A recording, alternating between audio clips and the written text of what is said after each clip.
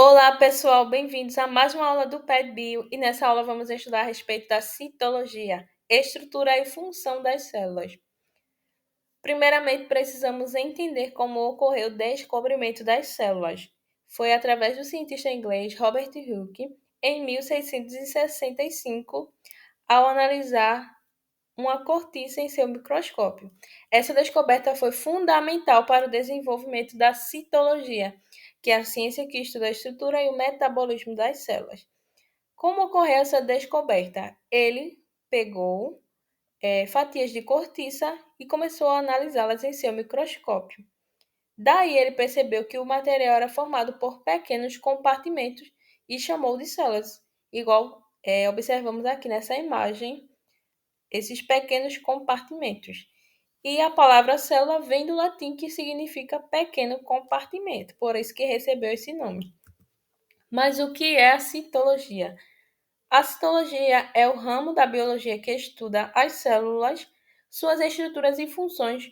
Considerada a unidade básica da vida, a célula é fundamental para o funcionamento de todos os seres vivos, sejam eles unicelulares, compostos por uma única célula, ou pluricelulares, formados por muitas células. Existem dois tipos de células, que são as células procariontes e as células eucariontes. Podemos observar já de início que existe uma grande diferença entre ambas as células. A célula procarionte aparenta ser mais primitiva, enquanto a célula eucarionte mais desenvolvida. As células procariontes não possuem núcleo definido. O material genético é disperso no citoplasma, geralmente em uma região chamada nucleoide. Elas são simples e menores em comparação às células eucariontes. Então, alguns exemplos seriam as bactérias e cianobactérias. Já as células eucariontes, elas possuem núcleo delimitado por membrana nuclear. Além disso, tem a presença de organelas membranosas, como mitocôndrias e retículo endoplasmático. Também são encontrados em animais, plantas, fungos e protozoários. Como é a estrutura da célula? A célula é estruturada da seguinte forma: tem a membrana plasmática, que ela delimita a célula e controla a entrada de substâncias, composta por uma bicamada lipídica com proteínas, e tem um modelo de mosaico fluido. Ela tem a função de proteger, comunicação celular e transporte de substâncias. Além disso, tem o citoplasma, que ele é fluido gelatinoso onde estão imersas as organelas celulares. É composto por citosol, que é a fase líquida, e citoesqueleto, que é a estrutura de suporte, além das organelas. O núcleo, que é o centro de controle da célula, que contém aí o material genético, o DNA, e o núcleo, responsável pela síntese de ribossomos. Ele é envolto por uma membrana nuclear com poros que regulam a troca de substâncias com o citoplasma.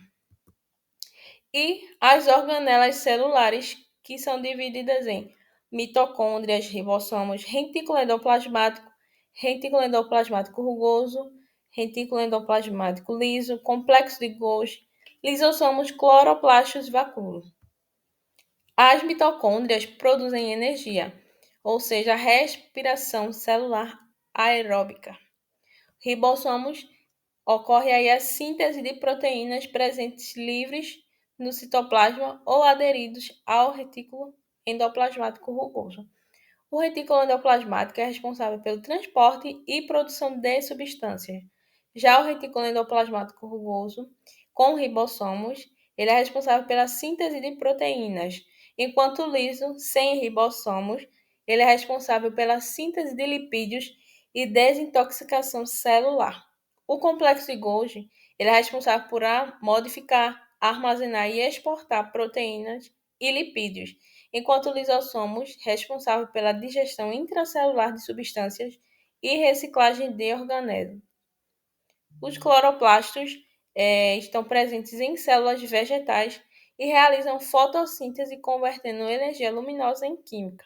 E o vacúolo é responsável pelo armazenamento de substâncias e regulação osmótica em grandes plantas, pequeno ou ausente em animais. Função das células. Então, as células têm algumas funções que estão relacionadas aí ao metabolismo celular, que é o conjunto de reações químicas que mantém a vida, incluindo anabolismo, que é a síntese, e catabolismo, que é a degradação. Então, no anabolismo, ocorre o processo de construção, onde a célula cria novas substâncias, como proteínas e lipídios. Já no catabolismo, é o processo de quebra, onde a célula decompõe moléculas para liberar energia. Além disso, outra função é a síntese de proteínas. Então, na síntese de proteínas ocorre a produção de proteínas essenciais para funções estruturais e enzimáticas. Outra função importante é a divisão celular, que ocorre aí nesse processo a formação de novas células. Então, tem aí a mitose, que gera células geneticamente idênticas, crescimento e regeneração, e a meiose, que gera células sexuais com metade do material genético, onde tem aí a variabilidade genética. Outra função importante é a comunicação celular, é onde ocorre a interação com o ambiente e outras células é essencial para respostas imunológicas e hormonais. E por fim, para finalizarmos essa aula, precisamos entender algumas diferenças entre as células animais e vegetais. A característica parede celular ela é ausente na célula animal e presente na célula vegetal composta por celulose. A característica de cloroplastos ela é ausente na célula animal e presente na célula vegetal através da fotossíntese. O vacúolo central ele é presente ou ausente na célula animal e na célula vegetal ele é grande e centralizado, enquanto os centríolos ele é presente na célula animal, onde tem a divisão celular, e ausente na maioria das plantas na célula vegetal. A forma da célula vegetal ela é regular, geralmente prismática, enquanto a célula animal ela é irregular. Então, finalizamos essa aula de hoje. Espero que você tenha gostado. Se você gostou, deixa um like. Pode também deixar aí o seu comentário a respeito da aula e se inscreva no nosso canal. Então, ficamos por aqui e até a próxima aula.